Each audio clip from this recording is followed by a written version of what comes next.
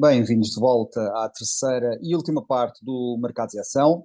Vamos começar pelo número da semana, que é precisamente uma percentagem, 33%, referente à contribuição extraordinária sobre os lucros das empresas na área de energia e da distribuição alimentar em Portugal.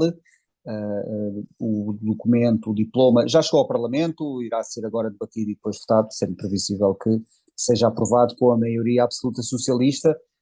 Ao contrário do que se pensava, esta taxa vai afetar os lucros relativos a 2022 e também a 2023, portanto serão aqui 2 anos em que várias cotadas do PSI serão afetadas por esta taxa.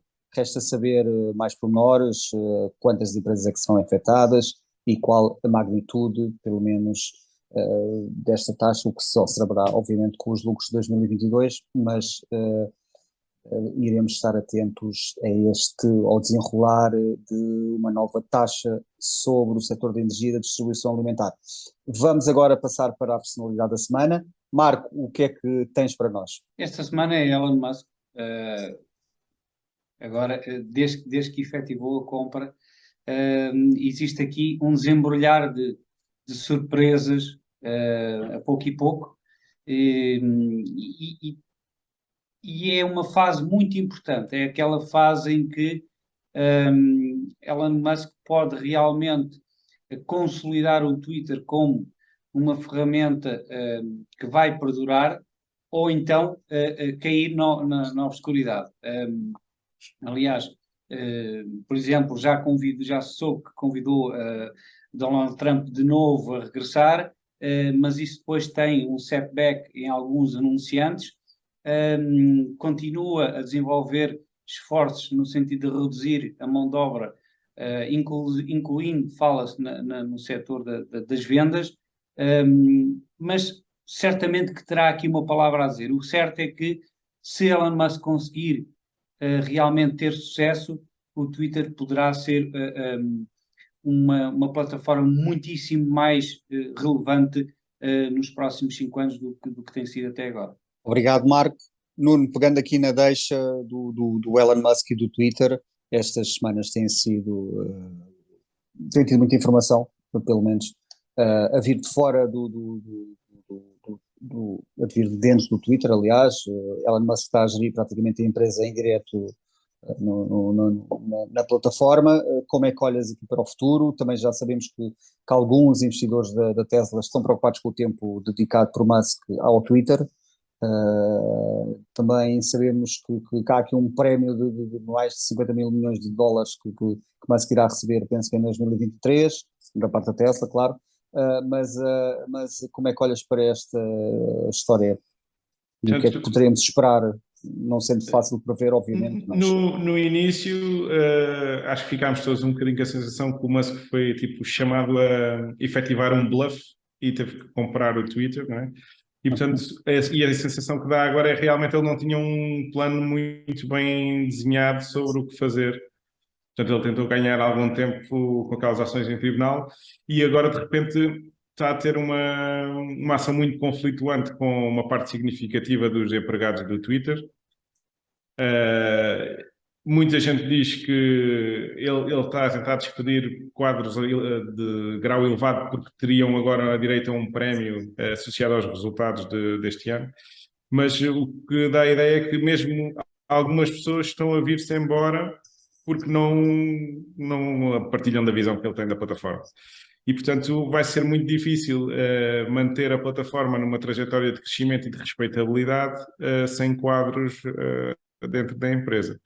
Sendo que a União Europeia já se veio posicionar a dizer que ele precisa dos mediadores de discurso porque não se pode dizer qualquer coisa na internet. E, portanto, nessa perspectiva, o Elon Musk tem aqui um grande trabalho pela frente, que é convencer as pessoas que têm um plano e é um plano credível. E ele já tentou instaurar medidas agora para se pagar pelo Blue Badge, não é? Pela verificação das contas. Voltou atrás nessas medidas e todos estes ajustes de estratégia que não parecem muito consolidados trazem esta sensação de falta de plano e de estratégia. E por isso acho que os acionistas da Tesla devem estar preocupados porque o Twitter representa aqui um desafio que não é uma empresa como aquelas como a que já geriu, não tem uma fonte de receitas óbvia e, portanto, não é um produto de engenharia, digamos assim. Nuno, e o que é que achas da possibilidade, que já foi inclusive referida, do Twitter passar por uma insolvência? Porque nos Estados Unidos a insolvência é completamente diferente Sim, sim. das leis que nós temos cá. E o que é que tu achas? Poderá ser esse um dos patamares? É assim, em termos estritamente empresariais, não é? Poderá ser uma maneira de preservar o cash flow, não sendo uma empresa que gera cash flow suficiente para pagar as suas despesas, digamos assim, e com a saída provável de anunciantes nos próximos tempos, poderá ser uma maneira de tentar proteger algum património. Mas não, eu acho que não é viável porque é uma empresa, lá está, que não é do contexto industrial, não é do contexto de engenharia, é uma empresa que vive um bocadinho também do bom nome que tem. E têm surgido outras plataformas, nós assistimos agora a semana, durante esta semana já creio, uma plataforma indiana muito semelhante ao Twitter, que no Brasil conquistou 1 milhão de utilizadores num dia. E, portanto, é challenging para o Twitter sair de um mercado que depois pode não voltar a entrar. Portanto, essa estratégia é uma estratégia muito perigosa e que deverá só ser utilizada em último recurso na tentativa de proteger uma parte do património que o Musk investiu a comprar o Twitter. Nuno, olhando agora para a situação na China, as autoridades procederam ao confinamento na cidade de Cantão, uma das maiores do país, uma cidade industrial, portuária, isto depois das primeiras mortes por Covid num espaço de 6 meses. Isto representa aqui um revés na esperança de que a China iria reabrir gradualmente a sua economia? Sim, portanto, em termos da China, a China tem no último ano sofrido muito em termos económicos por causa desta disparidade. Abre, fecha, abre, tem critérios muito apertados em termos de política Covid, versus o resto do mundo, que numa primeira fase esteve mais confinado, mas que depois, de alguma maneira, houve um relaxamento dessas medidas, permitiu a atividade económica. E com o último congresso do Partido Comunista Chinês, haveria alguma expectativa que, depois da validação do Xi Jinping, que ele pudesse aliviar, ou seja, que não tivesse que ficar preso a esta medida do Covid-0, não é? E, portanto, eu acho que era um bocadinho nessa esperança que viviam estes rumores de mercado mais recentes. Essa esperança não se tem vindo a confirmar como prática, porque a China tem insistido nesta política de confinamentos, fechar os trabalhadores nas fábricas, só permitir um membro da família sair para fazer compras básicas, e isso tem prejudicado a atividade económica de uma maneira muito acentuada e ainda mais com a intervenção do partido a controlar algumas empresas e alguns setores económicos.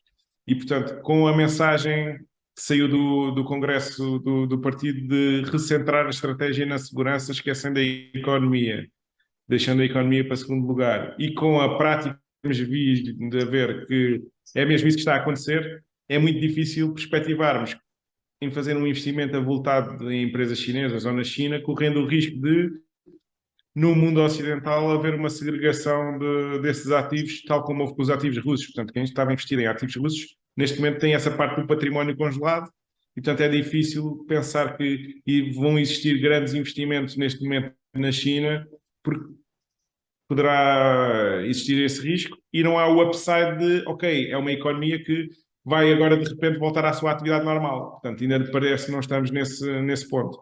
E isso tem sido um dos grandes constrangimentos à performance dos ativos chineses.